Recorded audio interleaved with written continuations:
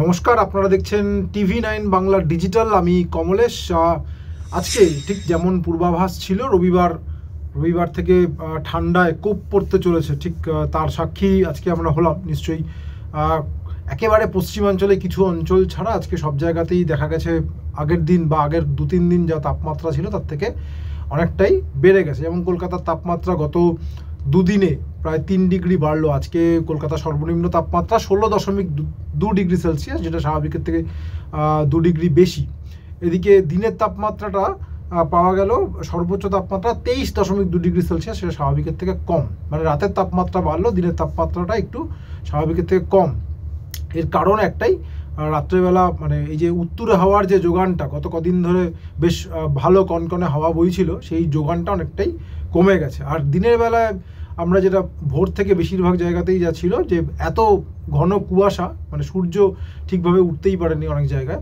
পরবর্তীকালে অবশ্যই একটু বেলা বাড়ার পর রোদ উঠেছে, কিন্তু এই যে ফলে দিনের তাপমাত্রাটা একটা কুয়াশা ভাব, একটু হালকা মেঘাচ্ছন্ন ব্যাপার, এর জন্য দিনের তাপমাত্রাটা বাড়তে পারেনি। এই রাতের তাপমাত্রা বেড়ে যাওয়া এবং দিনের তাপমাত্রা কমে যাওয়া দুটোর পেছনেই কিন্তু দায়ী একজনই, সেটা হচ্ছে পশ্চিমী ঝঞ্ঝা। এই যে বাদিকে দেখুন যে উপগ্রহ চিত্রটা দেখা যাচ্ছে, পশ্চিমী ঝঞ্ঝাটা উত্তর পশ্চিম ভারত থেকে সরে অনেকটা মধ্য ভারত এবং মধ্য ভারত লাগোয়া পূর্ব ভারত এই অঞ্চলের ওপর থেকে সরছে এই মুহূর্তে। এই ঝঞ্ঝাটা আরও 48 ঘন্টা লাগবে আমাদের এই পূর্ব ভারত পেরিয়ে চলে যাওয়ার জন্য। ফলে আগামী 48 ঘন্টায় তাপমাত্রা খুব একটা কমার সম্ভাবনা নেই, বরং মঙ্গলবার পর্যন্ত আরও অন্তত 1 থেকে 2 ডিগ্রি তাপমাত্রা বাড়তে পারে, যেহেতু এই পশ্চিমী ঝঞ্ঝাটা উত্তরে হাওয়ার মাঝে একটা বাধা, মানে উত্তরে হাওয়া এবং আমরা মাঝে একটা বাধা তৈরি করে রেখেছে। মানে পশ্চিমী ঝঞ্ঝা মানেই প্রচুর মেঘ, দেখতেই পাচ্ছেন।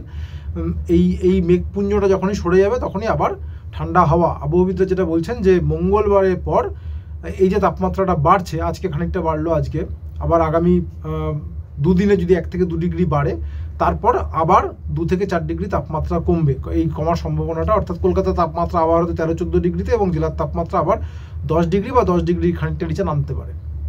এখন প্রশ্ন হলো যে এই যে তাপমাত্রাটা নামবে মঙ্গলবারের পর, সেটা কতদিন স্থায়ী থাকবে। এর আগে আমরা দেখেছিলাম যে আবহাওয়াবিদরা বলে দিয়েছিলেন যে 1 জানুয়ারি থেকে তাপমাত্রা কমবে, ঠান্ডা ফিরবে। সেটা হয়েছে অনেক জায়গাতেই আমরা দেখলাম। মানে কলকাতা এবং লাগোয়া অঞ্চলে মোটামুটি হালকা শীত, এবং পশ্চিমাঞ্চলের দিকে বিশেষ করে পুরুলিয়া, পানাগড়, মানে এই যে জোনটাতে সব থেকে বেশি ঠান্ডা পড়ে আমাদের পশ্চিমাঞ্চলে, সেখানে বেশ জমিয়ে শীত ছিল। মানে আজকেও একমাত্র দেখছিলাম পুরুলিয়ার তাপমাত্রায় 10 ডিগ্রির নিচে, 8.1। বাকি জায়গায় অবশ্য সব জায়গাতেই কম বেশি তাপমাত্রা বেড়েছে। যেমন দমদমের তাপমাত্রা আজকে 14.6 degree Celsius, Uluberia 13.6, diamond Harbour 14.5, Medinipur 14.7। এগুলো সবই স্বাভাবিকের থেকে 1 বা 2 ডিগ্রি বেশি, মানে এই সময় যা থাকার দরকার তার থেকে তাপমাত্রাটা বেশি।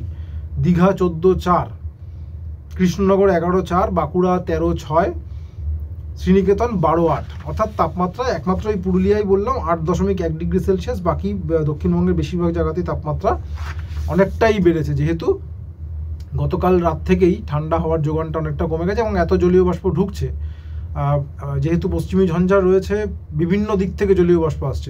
পশ্চিমী ঝঞ্ঝা এসছে ভূমধ্যসাগর থেকে জলীয় বাষ্প নিয়ে, আরব সাগর থেকে জলীয় বাষ্প টানছে, এবং যত এটা পূর্ব ভারত দিকে এগিয়ে আসছে তত বঙ্গোপসাগর থেকেও জলীয় বাষ্প টানছে। ফলে জলীয় বাষ্পের প্রাচুর্য অনেকটাই হয়ে গেছে, যে কারণে দেখবেন একটা স্যাঁতস্যাঁতে ঠান্ডা, অর্থাৎ শীতের সেই শুকনো ঠান্ডা যেটা 1 দিন বা 2 দিন আগেও ছিল, সেই ঠান্ডাটা একটু মিসিং। এবার যেটা প্রশ্ন সেটা হচ্ছে মঙ্গলবার যখন ঠান্ডাটা, মঙ্গলবারের পর আবার ঠান্ডাটা ফিরবে, বুধবার, বৃহস্পতিবার, শুক্রবার, কতদিন থাকতে পারে।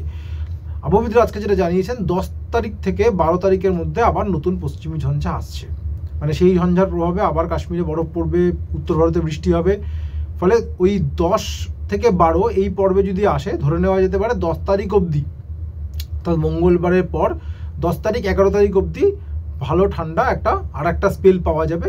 কোথাও মানে হালকা ঠান্ডা, কোথাও মানে বিশেষ করে পশ্চিমাঞ্চলের দিকে জমিয়ে ঠান্ডা, এটা এক্সপেক্টেড। তবে শৈত্যপ্রবাহের মতো পরিস্থিতি হবে কি না সেটা একটা নিশ্চিতভাবেই $1 মিলিয়ন প্রশ্ন। কারণ এই যে ফেজটা আমরা দেখলাম যে নতুন বছরে, তাতেও কিন্তু সেভাবে কোল্ড ওয়েভ খুব একটা দেখা যায়নি, তাপমাত্রা নেমেছিল।